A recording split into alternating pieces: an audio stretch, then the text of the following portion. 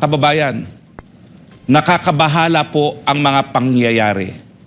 Sumuporta po ako sa unit team kay Presidente Bongbong Marcos at kay Inday Sara Duterte dahil ako'y naniniwala na ang Bongbong Marcos po, ang ating Presidente, ang kanyang misyon, baguhin ang imahe ng pangalang Marcos. Alam po niya na nadungisan ang pangalan ng kanilang pamilya dahil sa kasaysayan. At sigurado po ako na humingi siya ng pangalawang pagkakataon para maituwid sa kasaysayan ang lugar ng pangalang Marcos. Pero kung kayong mga di umano'y kakampi ng presidente, kayo pa ang nagbabalik ng panahon ng martial law, hindi po mangyayari yan. Pero ako po, patuloy ang paniwala ko na ang Presidente Marcos nais niyang maituwid, nais niyang malinis, nais niyang magkaroon ng isang posisyon sa kasaysayan ang pamilyang Marcos na maaalala bilang minahal ng bansang Pilipinas. At ang ginagawa ninyo po, yan ay taliwas sa nais makamit ng ating Presidente. Mga kababayan, ang nangyayari po ngayon sa SMNI, yan po'y nakakabahala. Dahil sa tingin ko po, talagang meron tangka na supilin ang malayang pamamahayag at pananalita ng SMNI. Ang pinagbabawal po, sabi ng Korte Suprema, dun sa kaso na sinampa ni Frank Chavez, dating Solicitor General, ay hindi lang yung lantara na panunupil ng pananalita. Kahit anong bagay na matatakot o magdudulot ng pagkatakot para magsalita ang taong bayan ay pinagbabawal dahil napaka-importante ng karapatang mga ito na kahit anong magkakaroon ng chilling effect na tinatawag ay ipinagbabawal. Alam nyo yung nangyari doon sa kaso ni Frank Chavez, ito yung matapos ang Hello Garci tape, At nagkaroon ng direktiba ang dating Secretary of Justice Gonzales na bawal daw sa mga media outfit na ipa-play sa ere ang Hello Garci tape. At nagkaroon ng kaparusahan. Anong sabi ng Korte Suprema? Sa isang demokrasya, importante ang debate, importante ang diskusyon, importante ang magkaroon ng malayang merkadong ideya dahil sa pamamagitan ng malayang merkadong ideya, nagkakaroon ng opinyon ng taong bayan na pinagsama-sama ay napakalakas na sandata para pong magkaroon ng responsableng gobyerno. Lahat po tayo naghahanap ng solusyon sa ating problema. Wala pong isang tao na may monopolya. Hindi lang po si Speaker, hindi lang po ang Kamara de Representante ay may solusyon sa problema ng bayan.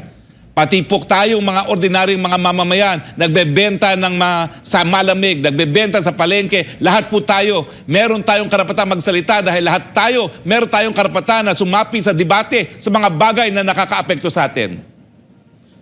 Fake news daw. Nasaan ang fake news? Hinihingan ng klarifikasyon. Hinihingan kung anong side niya.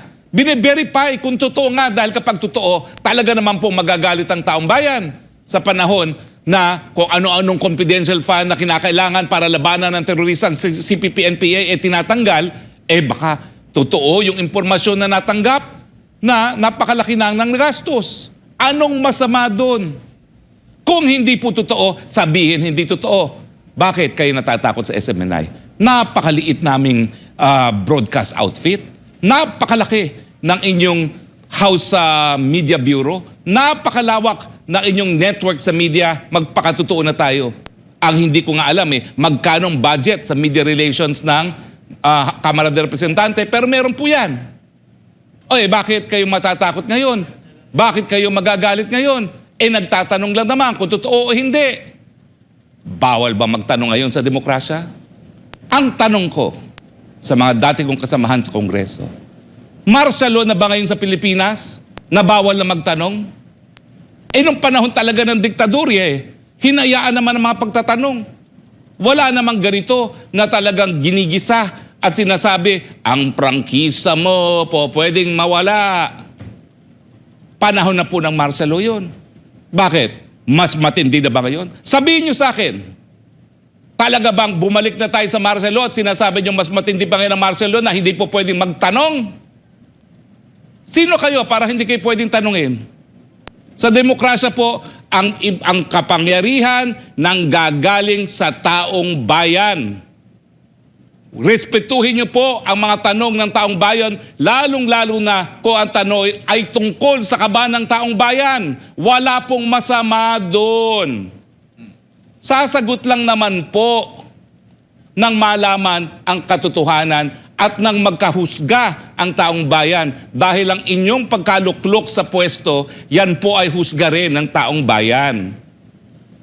Hindi po papel ng media na purihin ang gobyerno. Ang papel po ng media, magmasid, magbantay para sa taong bayan. Kaya nga po ang tawag dyan, Fourth Estate. Baka naman kasi akalain nyo, Fourth Estate, dahil yan yung subdivision sa Parañaque. Hindi po. Ang Fourth Estate, unang panahon, mga periodista ang nakatira dyan. Na sinimulan yan, yung dating periodista na si Mr. Rodriguez. Pero nakakalungkot po na kung kailan matapos ang ilang dekada nang naibalik natin ang kalayaan, matapos supilin ang ating mga kalayaan, parang sinusupil na naman ang kalayaan na mas matindi pa sa martial law. Bakit mas matindi? Kasi at least nung panahon ng martial law, dineklara ang martial law. Ngayon po, walang deklarasyon ng martial law, pero pinagbabawal ang pagtanong. May kapangyarihan po talaga ang Kongreso na mag-imbestiga. Pero pansinin niyo po 2 beses na pinawalang bisa ng Korte Suprema yung pamamaraan ng pagtatanong ng Kongreso. Nung una, yung pag-aresto.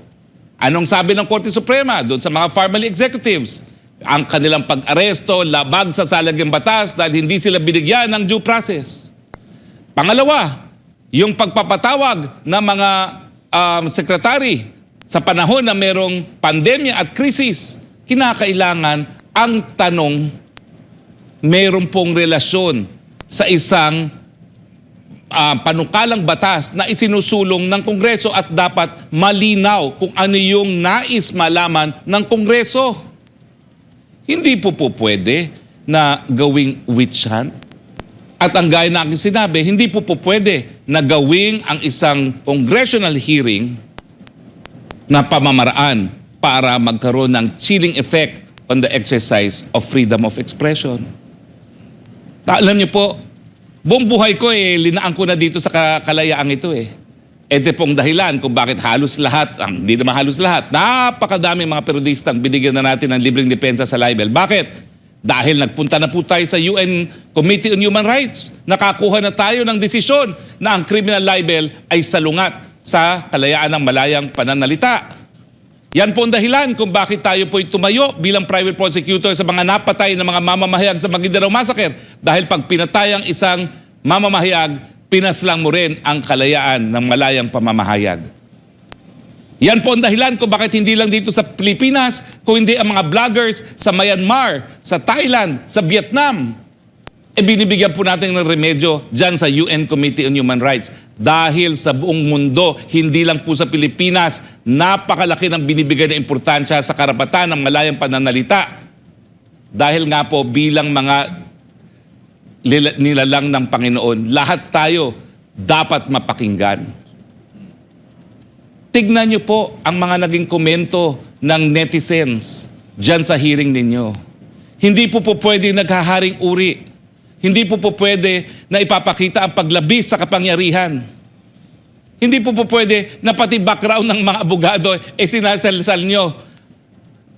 Ano ba ho talaga ang gusto ninyong malaban sa investigasyon?